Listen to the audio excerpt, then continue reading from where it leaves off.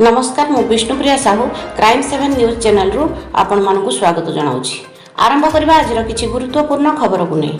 जयपुर पायकसाई स्थित स्थानीय lake palace कल्याण मंडप परिसर में जातीय प्रेस दिवस पालित हो जाइछि। सांबादिक विष्णुप्रिया साहू सभापतित्व में आयोजित कार्यक्रम में मुख्य अतिथि भाव जयपुर विधायक तारा प्रसाद बाहिनीपति जोगदे दीप प्रज्वलन करथिले। देवदेव जगन्नाथ भक्तानुग्रहकारक लक्ष्मीपति महाबाहो नमस्ते पुरुषोत्तम। सुश्री तपस्विनी साहू भजन गान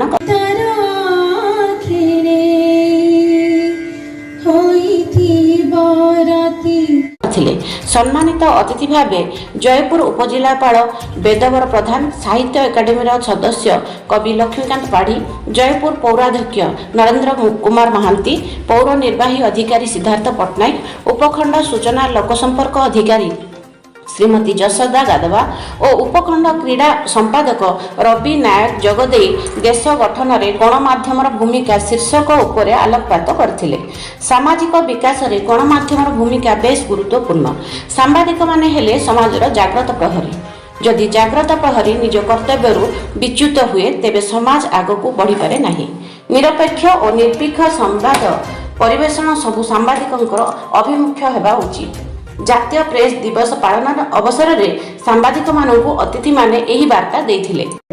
तम क्राइटेरिया जोटा फिक्स होइछि जोटा डिपार्टमेंट ताको आपण माने पढिबा दरकार। तम राइट ता कोन अछि, तम फंडामेंट्स रा कोन अछि, जो पर्यंत तमे पढि न सेटाको संविधान रा गोटे अंश तमे चतुर्थ स्तंभ रहिछ, से चतुर्थ स्तंभ रा आईन नियम टाको तमे पढि न तारे तुम राइट पे फाइट कर परिबने। स्टैंड हेबा ठिया हेबा भूमिका हिसाब रे सेते बेले को हमें सब बेले अन्य जनकर खूण गुड़ी को बाहर करता,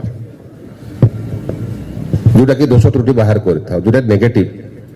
एही कार्यक्रम को जयपुर प्रेस क्लब रो मुख्य आयोजक सीमाद्री श्रीनिवास राव, सुशांत कुमार पात्र, गजेंद्र कुमार पात्र, संतोष पात्र, प्रशांत कुमार महांती, तुलसी बेहेरा, विष्णुप्रिया साहू, हेमंत पाणिग्राही, रमेश साहू, पवन पाणिग्राही, जोगेंद्र सिंह, देवव्रत पाणी, सुब्रत कुमार महांती, टी गौरी शंकर, ऋषिकेश मिश्र, वाल्मीकि महापात्र, प्रदीप नायक, शिक्षयित्री विजयलक्ष्मी पाणिग्राही, बुद्धिजीवी गणेश बेहेरा प्रमुख उपस्थित रही कार्यक्रम को सफल करथिले।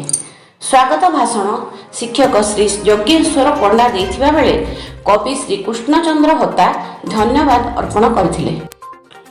जयपुर रो विष्णुप्रिया साहू को रिपोर्ट क्राइम 7 न्यूज।